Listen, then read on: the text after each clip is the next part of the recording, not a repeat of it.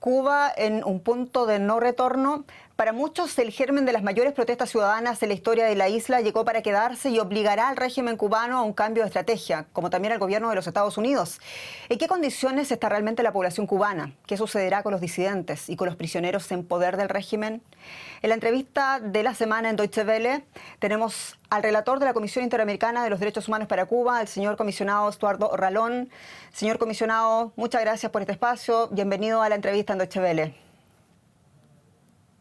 Muchas gracias a ustedes por la entrevista, un verdadero gusto saludarlos.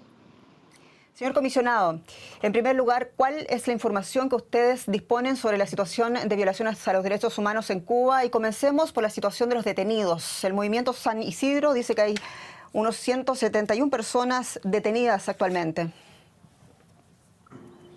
Efectivamente, tenemos información de alrededor de 170 personas detenidas y un patrón sistemático de detener arbitrariamente al que se manifiesta contra el régimen.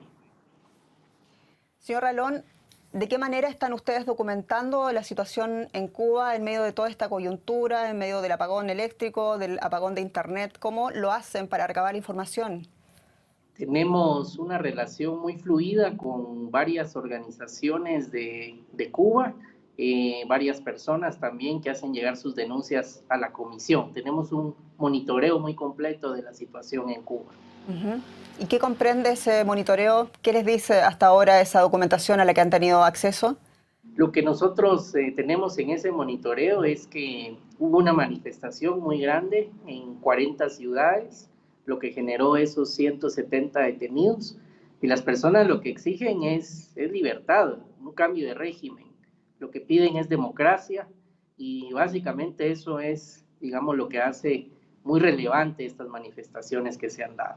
Piden libertad, piden democracia, señor comisionado Ralón, pero también sabemos piden pan y piden medicinas, otra de las grandes consignas que escuchamos en esas imágenes a los que los medios internacionales como Deutsche Welle tuvimos acceso el día domingo especialmente. ¿Qué es lo que ustedes saben de la situación humanitaria actual en la isla?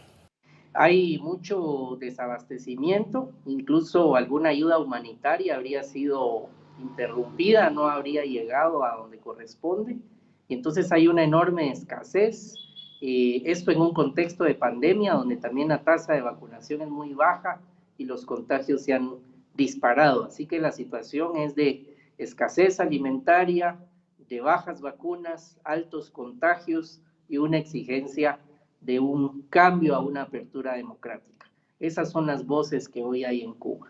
Ya vamos a hablar en breve de esa posibilidad de corredor humanitario para Cuba, pero antes de eso quiero preguntarle cuán convulsa es la situación entre los propios cubanos. Tras la arenga de Díaz-Canel a los revolucionarios cubanos, algunos observadores han sugerido incluso el peligro de una guerra civil. ¿Cómo lo ve usted? El día de ayer la comisión hizo un comunicado institucional donde condenó la comunicación del presidente Díaz-Canel, que calificó de revolucionarios y contrarrevolucionarios a los ciudadanos, cuando lo que vemos es pues un derecho a manifestar pacíficamente como se ha hecho y de exigir derechos que son inherentes a la persona.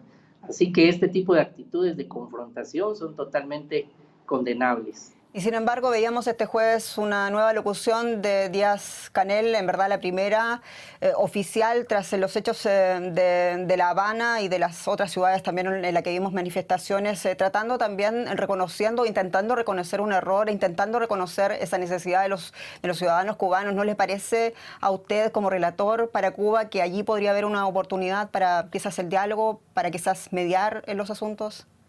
Sí, nosotros hemos hecho un llamado, precisamente en mi carácter de relator y la comisión también lo ha hecho, de finalizar la actitud de hermetismo que Cuba tiene hacia el sistema interamericano. En cada ocasión que nosotros los hemos invitado a audiencias temáticas, audiencias bilaterales, Cuba es un ausente, mantiene una actitud de aislamiento, de hermetismo, y nosotros creemos que es un buen momento de ponerle fin a esa actitud. Recordemos que Cuba tiene obligaciones internacionales en materia de derechos humanos y por lo tanto el que pueda participar en el sistema interamericano se vuelve ahora un aspecto clave. Que a propósito de las oportunidades de ayuda para Cuba, bueno, hasta ahora el presidente Díaz-Canel ha rechazado cualquier posibilidad de ayuda humanitaria a través, por ejemplo, de un corredor. ¿Quién estaría llamado a nivel internacional incluso a tratar de mediar en este asunto? Porque lo que está claro es que el pueblo cubano ya no puede esperar más por ayuda urgente en alimentos, por ayuda urgente en medicinas. Cuando estamos hablando de una mediación o de un diálogo internacional, incluso a través de la comisión de la que usted forma parte, ¿es posible que algunos actores se sienten a la mesa para hablar con el presidente cubano y que facilite esto, digamos, aparte de una vía política, simple y llanamente ayuda directa al pueblo cubano? Sí, la ayuda humanitaria se hace impostergable, las personas necesitan de esa ayuda humanitaria. Nosotros creemos que es importante visibilizar la grave situación en Cuba, no solo por parte de la Comisión, sino de los diferentes organismos internacionales. Se necesita una conciencia no solo regional, sino mundial de la grave situación que ya no es sostenible, y por eso mencionaba, no solo que se den corredores humanitarios, sino esta situación insostenible empiece a generar cambios para que se salga del hermetismo, del aislamiento y se empiece a hablar de un cambio de régimen en la isla hacia una apertura democrática. Señor comisionado, ¿cuál es el futuro de los prisioneros? El régimen cubano ya ha dicho que serán juzgados. ¿Serán prisioneros de largo plazo en las cárceles cubanas? El año pasado nosotros emitimos el informe de situación de los derechos humanos en Cuba, y uno de los capítulos da cuenta de no solo las detenciones arbitrarias, sino los abusos en la detención, tratos crueles, inhumanos, degradantes. Debo decir que también soy relator para personas privadas de libertad y combate a la tortura, y la situación de los detenidos y presos políticos en la isla es lamentable porque son sometidos a vejámenes y a tratos degradantes. O sea, es una situación de suma urgencia, condenable, y que nosotros hemos emitido medidas cautelares al respecto, de las cuales hay silencio por completo del Estado cubano. ¿Y usted cree que ese puede ser el panorama también para los actuales arrestados en el contexto de las manifestaciones del domingo? Sí, nos preocupa muchísimo. Recordemos que la represión fue muy fuerte, hubo una persona fallecida, y nos preocupa que este mecanismo sistemático de someter a tratos crueles, inhumanos a los detenidos se pueda dar con personas que fueron detenidas en la isla. Recordemos que hay detenciones de más de 170 personas y una denuncia de un claro exceso y abuso en la fuerza. Usted hacía mención que Cuba tiene obligaciones en materia de derechos humanos y yo me pregunto qué queda por hacer entonces para que Cuba, en este caso La Habana, el gobierno de Díaz-Canel ceda a la presión y a las denuncias que organismos como ustedes están haciendo respecto a la situación de los cubanos en la isla. Sí, yo creo que tenemos que todos los organismos, en el marco de nuestras competencias, condenar estas claras violaciones a los derechos humanos.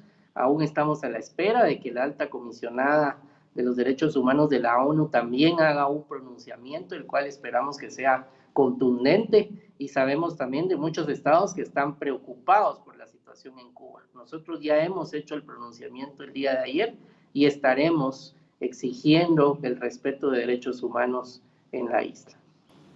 Para muchos, gran parte de lo que estamos viendo en Cuba es la responsabilidad del embargo o bloqueo, como lo llaman algunos, de los Estados Unidos a Cuba. ¿Cómo lo ve usted? ¿Esto también es parte de la responsabilidad de la situación actual del embargo que tiene Estados Unidos a Cuba, también, digámoslo claramente, en medio de una pandemia? Sin duda alguna, el embargo genera también un escenario de escasez, pero el problema de Cuba no se resuelve con quitar el embargo. Si el día de hoy desapareciera el embargo, seguiríamos teniendo un partido único comunista, seguiríamos teniendo un monopolio en los medios de comunicación, seguiríamos teniendo la prohibición de las libertades básicas de todo individuo. Es decir, ni siquiera la ayuda humanitaria está permitiendo el Estado que llegue. Entonces el problema no es del embargo, sino es de la estructura de un régimen que anula las libertades de los ciudadanos en la isla. Y se lo pregunto también porque el gobierno del presidente Joe Biden ha anunciado recientemente una posible cambio de estrategia hacia Cuba que genere, según dice el comunicado oficial, un alivio en el pueblo y también un cambio de comportamiento del régimen cubano. Varios analistas creen que podría ser similar a la política de Obama, es decir, quizás un levantamiento del embargo paulatino. ¿Es eso lo que, en su opinión, no tiene que pasar? Yo no opino que no deba de pasar, pero tal vez llamo la atención que el problema de Cuba es estructural, no es de un embargo. El problema es que no existen libertades, que no existen derechos políticos, que aquel que diga patria y vida, pues puede ser detenido y conducido en forma arbitraria. Este tipo de actitudes no tienen relación alguna con el embargo como tal. Yo creo que la situación es cambio de régimen a una apertura democrática, de derechos que son inherentes a cada persona y que en la isla pues se han anulado por más de 60 años. Y luego está, señor comisionado, lo que hizo el expresidente Donald Trump de reasignar a Cuba como un estado patrocinador del terror. ¿Comparte usted esa posición? ¿Patrocina la pana el terror en la región? Mire, como organismo de derechos humanos que no tenemos una posición en sí política, le podría indicar que el monitoreo que nosotros llevamos es de los abusos internos que se dan en la isla, no de alguna situación fuera de las fronteras de Cuba, sino específicamente pues de ciertos patrones sistemáticos de represión a la protesta, de detenciones arbitrarias, de abusos a lo interno de la